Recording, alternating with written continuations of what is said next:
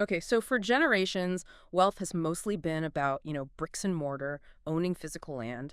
But what if your most valuable property isn't something you can touch, but maybe something you can click? Hmm.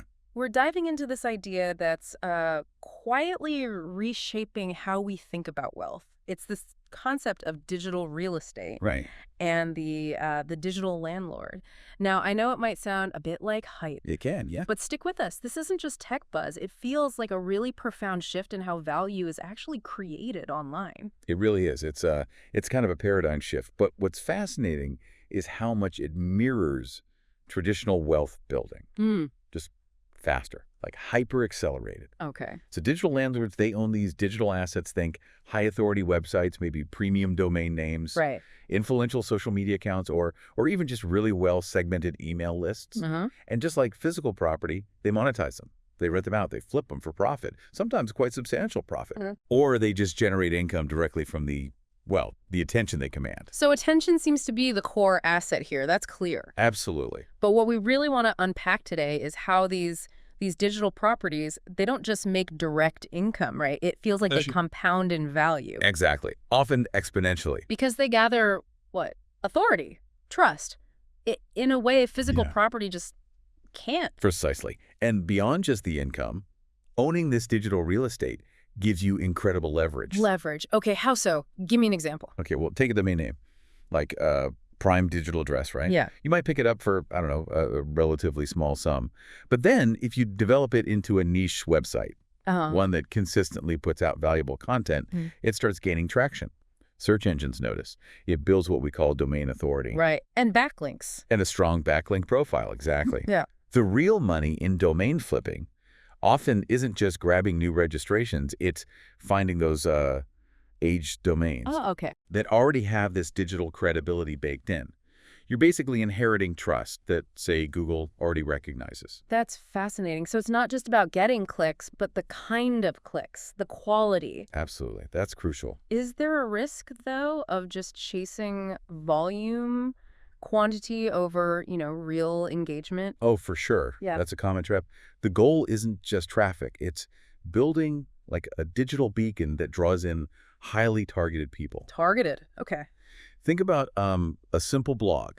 Maybe focus on sustainable travel. Okay. You write a few really well-researched articles. Mm. People genuinely interested in that specific thing, ecotourism, Mm. they find you. Right. Now, monetizing isn't just about slapping random ads on there. It's about tapping into the intent of that audience. The intent. Yeah, every click, every visit, it's like a vote of confidence. It's a signal of interest that brands are, frankly, desperate to connect with. Makes sense. So a company selling, say, sustainable travel gear, they'd probably pay a premium to feature their stuff on your trusted, relevant site, not just any site. Right. Right.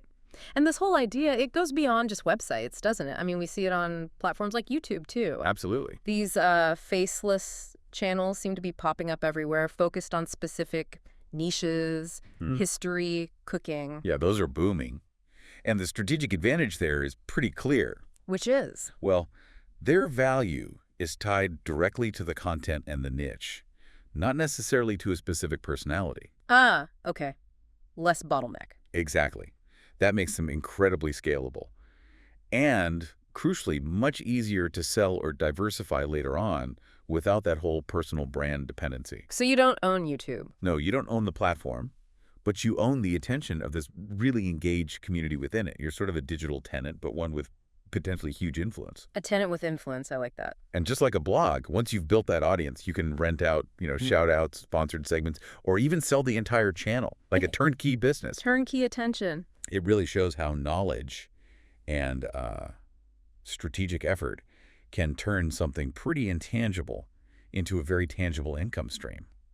It's a powerful thought, isn't it? That maybe the gold rush of our time isn't in digging dirt, but in, I don't know, pixels and page views. It certainly feels that way sometimes. Now, this all sounds incredibly lucrative, maybe too lucrative.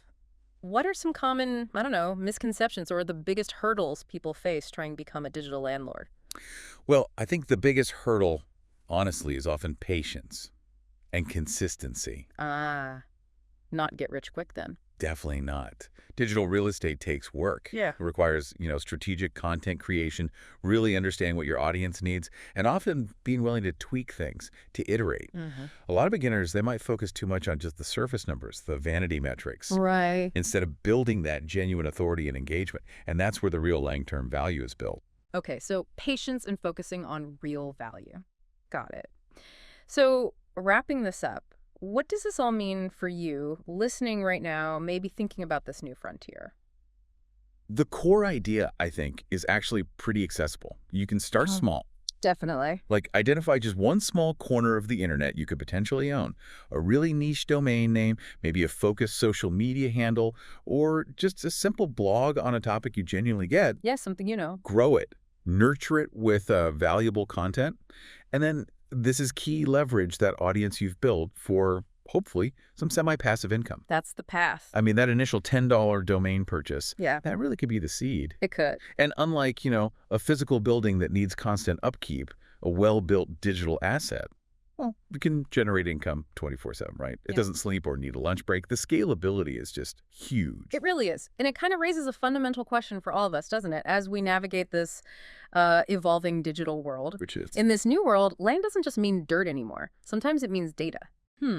Data as land. it's a whole new frontier of ownership Hmm. and really understanding its implications and maybe your potential role within it. That seems pretty key to figuring out the future of wealth.